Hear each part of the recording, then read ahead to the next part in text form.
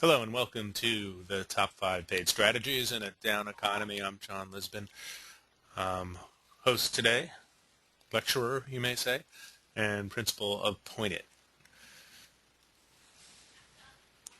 What I want to do today is talk a little bit about us, Point It, tell you a little bit about us, the macro economy and how it's affecting everything, and the paid search economy in particular.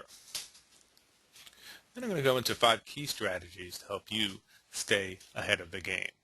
And finally, some Q&A at the end.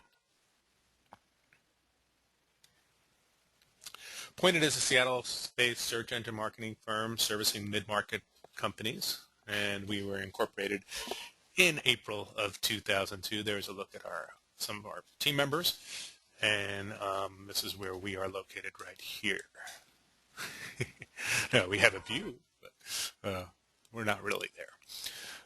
Some of our clients, great clients, many of which have been with us for many years. The bull market, as you know, has brought about $10 trillion in shareholder wealth since 2002, and depressing news is the bear market has wiped out a good part of that in a very short time. This bear market, as we all know, is really one of the harshest ones since the 30s. And, people saw in 2002 that after the dot-com bust, their 401ks became 201ks. But now with the additional credit crunch, home equity lines are no longer available. And, people aren't buying as much right now. They've really cut back. So that's the global big picture. Here are some of the ugly Wall Street pictures that you've been seeing every day. One thing I want to point out is there have been numerous studies that show that companies that advertise during sessions actually do themselves a big favor. This particular McGraw-Hill Research Laboratory report showed that there was significantly higher sales growth from companies that advertised during the 81-82 or maintained or increased their ad expenditures during that period of recession, and those sales growth, that not only helped them during the recession, but also the 3 years after that. Similarly, this report from the Strategic Planning Institute showed that those companies that advertise during a recession build greater market share. So the reality is that during when things are going well and the economy is growing, a lot of competitors come into the market and companies lose market share. Those companies that continue to advertise or increase their advertising during a recession really have an opportunity to take a bigger slice of that market share. So are marketers cutting back in a down economy is the question. And, well, the fact is that advertising spending on new media in the past and probably today as well historically has not declined, but usually during a recession it grows more slowly. And here's an eMarketer estimate in August 2008. It shows that online ad spending will reach $25 billion this year, which is slightly down from the March forecast, but it still represents double-digit growth over 2007. And why is that? Well, as you all know, that online marketing is highly trackable, it's quantifiable, and therefore a lot of advertisers are taking their money that they're not sure how well it's doing and putting it into online advertising. And in particular, search is one of the best forms of online advertising. And of online advertising, approximately 40% right here of online advertising is going towards search. And the whole market itself continues to expand and will continue to expand through 2011 according to eMarketer. As well, the number of total U.S. searches continues to expand as well, with Google outpacing the market. So we've all heard about the stock market, and Google shares are down to under $300 now, which is lowest point in a long time. Wall Street's battering everybody. The fact is that Google reported a 26% profit increase in the last quarter compared to the year prior. Yahoo also had a 17% increase year to year in their search business. So it's apparent that online advertising continues to grow, although as you can see below that, Yahoo's display advertising took a big hit and only a 3% growth, so it's definitely slowed down a significant amount. And they're also getting battered, as you know, by Wall Street. The top 5 strategies in a down economy. One is looking at your ad copy. Behavior has changed, and you need to change your ad copy to meet the market. Keywords. How can you get more efficient with your keyword and keyword bidding strategy so that you can get more with less? Making sure to synchronize your efforts with pay-per-click and SEO. Web analytics, giving you more insights to improve conversion rates on your website, but also to help you communicate that to top management. And what happens after the click. So build a better mousetrap. Obviously, if you can do that, you're going to increase your conversion rates. And we're going to talk about all of these in a little more detail. So these are the main strategies we think are important for improving your advertising and your online marketing and your paid search marketing in a down economy.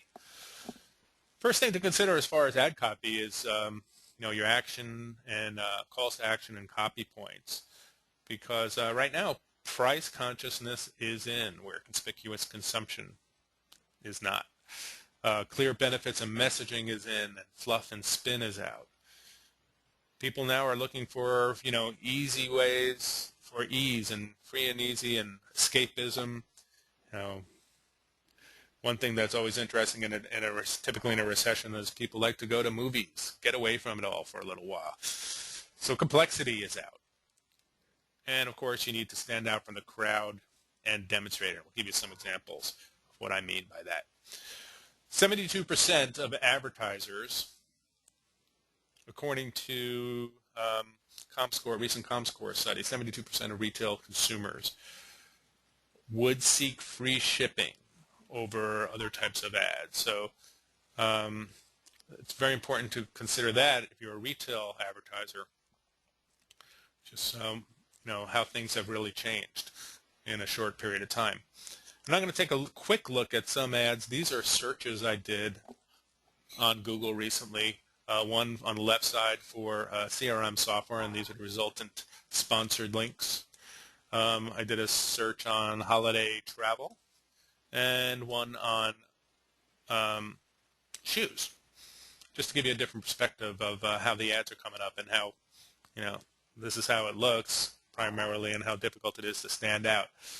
I'd like to point out here in this ad for CRM software, I thought this ad was well designed. It's easy to use CRM, inside Outlook, 30-day trial. I am not a stockholder in Nvidian, so full disclosure there. What I'm also noticing is that CRM software here is coming up, basically the same title is coming up for 4 of these ads, so they're not standing out at all. And why is that? Most likely because they're using keyword insert function with Google, which allows keywords to be inserted within the text of the ad copy. So the keywords that are being searched on are automatically inserted into the ad copy. And what that's doing is really not differentiating these ads at all, but creating commoditization.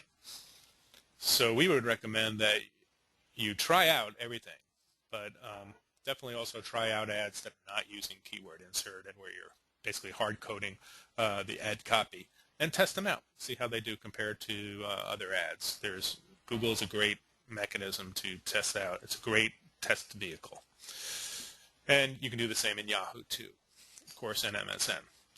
So here's a look at holiday travel, and in this one What I felt stood out was this ad. Again, they're not using keyword insert. But they are standing out actually because they're not really a travel deal. They are a credit card, and they're fishing in this pond for people who are looking to travel. And then they have this kind of escapism messaging. So really interesting ad. In this ad for shoes, free shipping, no tax, free returns, great savings. So this is all about savings. Really, it really shows you the kind of value you can get. I'd also like to point out here with the Nordstrom ad and the Macy's ad, these are companies that have brand awareness and therefore are taking advantage of it in their ad, which is, of course, makes a lot of sense. So in a weakened economy, marketers do look for the best ROI, and search has proven to be one of the most effective forms of marketing. And so we recommend a combined strategy of SEO and pay-per-click. And the reasons for that is there are multiple reasons for that. One is that this study from Inquiro Research,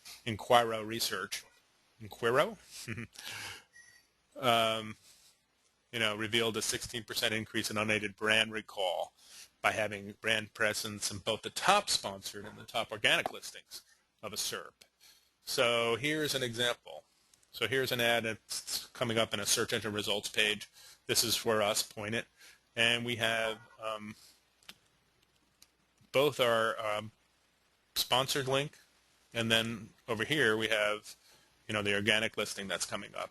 And as you can see, the sponsored link is really telling the kind of message we want. We're able to adapt it really quickly.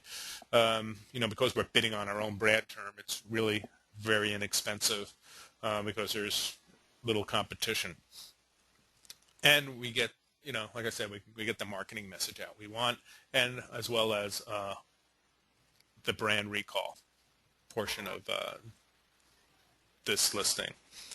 And here's another example, client of ours, Identity Guard. So here's their ad and a clear call to action. What's interesting is that in the paid search ad, we can have the latest promotion. And right now there is free promotion, where it's very hard in organic search to just change that up on the fly. So that's really the difference there.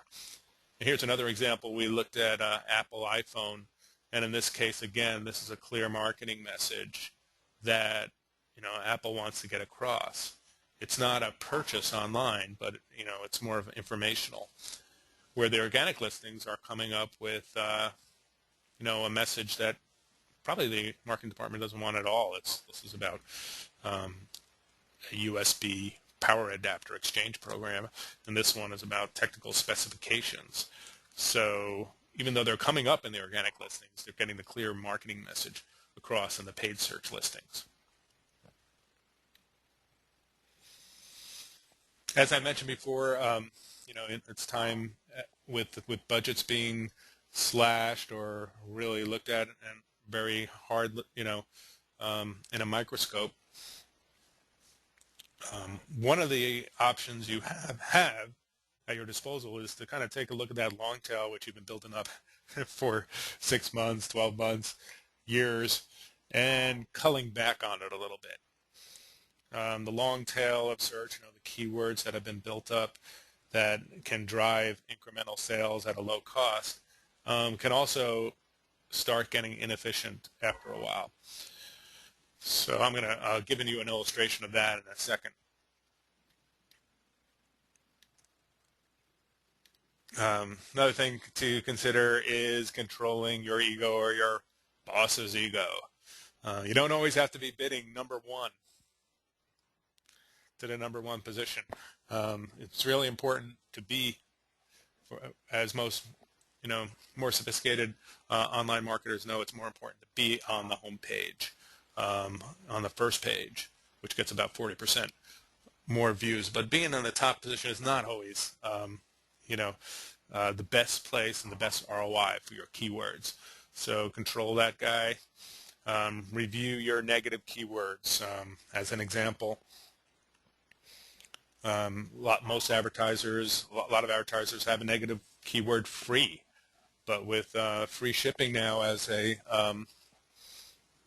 something that people are searching on, so let's say you're selling widgets and you're bidding on, and somebody searches for free shipping on widgets, and you won't come up because you have a negative free.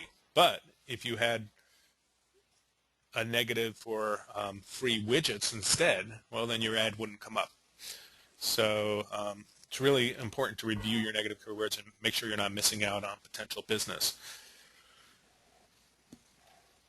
Also, take a good look at your day part analysis, especially for B2B sites in particular. In this case, you may not want to be advertising on the weekends or evenings when your call center is down. So depending on the business, it makes sense to really look at your conversion rates when you're advertising and your conversion rates at time of day to optimize that. So as I mentioned before, here's an example of an account we recently audited, and they had about 7,000 keywords that they had built out, 62, about the majority of them have not converted in this past 6 years. And then on the right chart, you can see the cost of those keywords was, relatively small. It's about 6% of their total advertising budget. But with this client, that represented about $5,000 a month. So, or with this prospect. And so with this advertiser, we, saw that there was an opportunity to cull many of those non-converting keywords. If they haven't produced anything in 6 months, then I'm probably not going to produce anything tomorrow or the next month. So that's just a little strategy you can use. Now is the time now to take a look at what to do after click. And last but not least, I would say, test out those new landing page ideas that you've had for, on the shelf for the last 3 or 4 years. Maybe build a microsite. Utilize Google's Google Optimizer, Google Website Optimizer. It's free. Set up goals in Google Analytics and review your clickstream behavior. So let's take a quick look at some of the free tools available from Google. This is Google Analytics site overlay, and as you can see, you can review the click rates or click-through rates on links within your site. And in these cases, I see what's working and I see what's not working. And then you can adjust your landing page strategy based on that. Similarly, Google Website Optimizer, here's a view of a test we did for one client that had 72 combinations. There were 4 page sections, and within each of those there were like 4 or 6 different combinations of that landing page. And through this multivariate test, that came up with about 72 combinations. And it looks like combination 28 was the best one. It had a observed improvement of 13.4% on conversions, a 68% chance of beating the original landing page. So if you can get 13.4% lift, you're doing pretty well. It's also really important to view your audience and the visitors that are coming to your site. They don't all look the same. For instance, here's another report with Google, segmentation report that they just came out with. It's in beta, and for this case, for our own website, we broke it out into 4 different segments: the paid search traffic, the non-paid search traffic, the referral traffic, and all visits, all up here. And as you can see, what's interesting is the referral traffic had a lower bounce rate than the non-paid traffic. So the non-paid traffic was performing typically worse than the paid traffic. Here we're looking at average time on site, and same information. The non-paid traffic, the average time on the site was less than the paid search traffic. So it helps you understand where you should spend your time. Since the referral traffic's doing really well, I might suggest that we build up more links and more referral partners to send traffic to our website, and of course that can help you with your your SEO lift as well and your organic listings. So multiple reasons to do that. Here's another way to dissect our audience, and here we set up goal conversions with Google Analytics for our white paper, contact page, contact information page, so how many people went to the contact page, and then how many people actually submitted it. And obviously the difference there is important. You want to improve that difference as much as possible. And how many people downloaded our newsletter. And then we can break that out by the different sources of traffic that are referring traffic to us, like Google cost per click, Yahoo organic, MSN organic. So it's a great tool to understand how the various sources of traffic are performing. And here's another new tool. It's Google Insights for Search that just came out. So in this case, we filtered by buy stocks. And as you can see, this report kind of shows you the search volume for different keywords. And these lines represent different years. The different colors represent different years. So you can see seasonality. You can see that, you know, in January and February, the search volume starts to decline typically. And what happened here in 2008? When the search volume spiked so much? Well, buy stock. I mean, people are buying and selling stock right now during what's going on in the economic market. So some really revealing information that can help you explain what's going on in the market. And also, especially for B2B sites, you know, it can be very difficult to track true ROI. You know, which keywords resulted in which sales, and now there are tools to help you do that. And this is what we did for our own campaign with some Salesforce integration. And as you can see, the reports we're able to get in Salesforce show us the text ad that results in a lead, the keyword, and other information, what ad group. So that helps us really tie it back to the search program and say, and if this lead or opportunity in Salesforce actually closes, we can tie it directly back to our paid search program and have a much better insight into the ROI. So the key takeaways today: the economy is your opportunity to grab market share, as I mentioned before. The recession is accelerating the shift from traditional to online, even more so now. Look at your SEM program as a system. This is a patient, and each of those parts of the patient will make them healthy, not one component in isolation. Write ad copy to help you stand out and offer value, and don't forget to sync your SEM efforts. Carefully review your keyword tactics, as I mentioned, and don't forget to use analytics tools not only to help you with your program's performance, but to demonstrate that success to the C-level so that you can maintain your ad budgets. Thank you very much for joining. I'm John Lisbon. Thank you for joining us for our webinar now. We'll have more webinars coming up that we'll let you know about. Or just contact me at johnl@pointit.com if you have any questions. Have a great day.